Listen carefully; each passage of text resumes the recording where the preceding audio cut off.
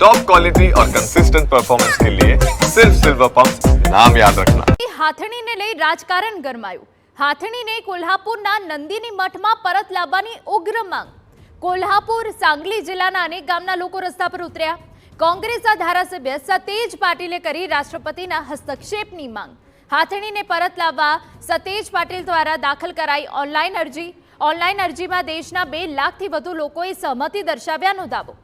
મહાદેવીને નંદીની મઠમાં પરત મોકલવા ઉગ્ર રજૂઆત કરાઈ। કોલ્હાપુરના નંદીની મઠની હાથણી મહાદેવી ઉર્ફે માધુરીને વનતારા મોકલાયા બાદ હવે વિવાદ ઉગ્ર બન્યો છે। કોલ્હાપુર અને સાંગલી જિલ્લાના અનેક ગામમાં બંધનું એલાન અપાયું હતું। બજારોથી લઈ શાળાઓ પણ બંધ રખાઈ હતી। મોટી સંખ્યામાં લોકો અમને માધુરી પાછી આપો ના નારા સાથે રસ્તા પર ઉતર્યા। બાળકોથી લઈ વૃદ્ધો પણ સ્વેચ્છાએ રેલીમાં સામેલ થયા। ગામમાં કેન્ડલ માર્ચ કાઢવામાં આવી, જેમાં તમામ ધર્મના લોકો જોડાયા। લોકોના આ વિરોધ વચ્ચે સમગ્ર મામલે રાજકારણ પણ ગરમાયું। કોંગ્રેસના ધારાસભ્ય સતેજ પાટીલે સમગ્ર મામલે રાષ્ટ્રપતિના હસ્તક્ષેપની માંગ કરી છે। તેમણે જણાવ્યું હતું કે સુપ્રીમ કોર્ટના આદેશ બાદ લોકોને ખૂબ જ દુઃખ થયું છે। સતેજ પાટીલે હાથણીને પરત લાવવા અંગે એક ઓનલાઈન પિટિશન દાખલ કરી હતી, જેના પર 48 કલાકમાં 2 લાખથી વધુ લોકોએ સહમતિ દર્શાવી। આ તમામ ફોર્મની પ્રિન્ટ કાઢી તેને રાષ્ટ્રપતિ સુધી પહોંચાડવા તજવીજ હાથ ધરાઈ। તેમની એક જ માંગ છે કે હાથણી પરત આવે। वर्ष ज्यांनी घरच्या प्रमाणे हाती इथल्या लोकांनी आणि मठानं या ठिकाणी जपणूक केली, तो आज तिथून घेऊन जाण्याचं पाप या मंडळींनी केलेलं आहे। आणि मला वाटतंय आम्ही काल रात्री एक गुगल फॉर्म देशभरामध्ये पाठवला आणि लाखो लोकांनी आज देशभरातून या फॉर्मला प्रतिसाद दिलेला आहे। त्यामुळे राष्ट्रपतींनी यात हस्तक्षेप करावा आणि आमचा हाती परत द्यावा।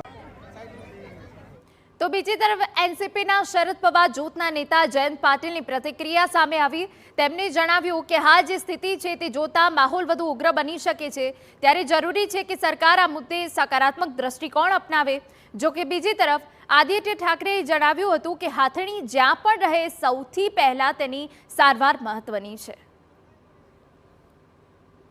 या हत्तीबद्दल नान्नीच्या मठाधिपतींची आणि सर्वांचीच आहे आणि ही भावना साठी हा लढा अधिक तीव्र भविष्य काळात होईल असं मला वाटतं आणि सरकारने देखील याच्यात सकारात्मक दृष्टिकोन ठेवणं आवश्यक है। मुझे लगता है इसका जो निर्णय है सम्मानीय सर्वोच्च न्यायालय ने दिया, सुप्रीम कोर्ट ने दिया हुआ है।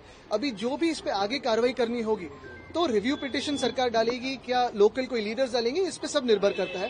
मुझे नहीं लगता वनतारा हो या कोई भी दूसरी इंस्टीट्यूट ऐसी मांग करेगी कि किसी मठ का हाथी हमारे पास ही होना चाहिए। ये निर्णय जो है वो सर्वोच्च न्यायालय का है। अगर इसमें कोई बदल चाहते हैं तो मुझे लगता है इसमें रिव्यू पिटिशन हो या फिर आगे कैसी बहस जाती है, ये देखना जरूरी होगा। और दूसरी बात यही है कि सबसे इम्पोर्टेंट चीज इसमें एक ही रहेगी कि माधुरी हत्ती जहां भी रहे, जो हाथी है जहां भी रहे, ठीक रहे, अच्छे स्वास्थ्य में रहे, खुश रहे, यही सबसे बड़ी बात है।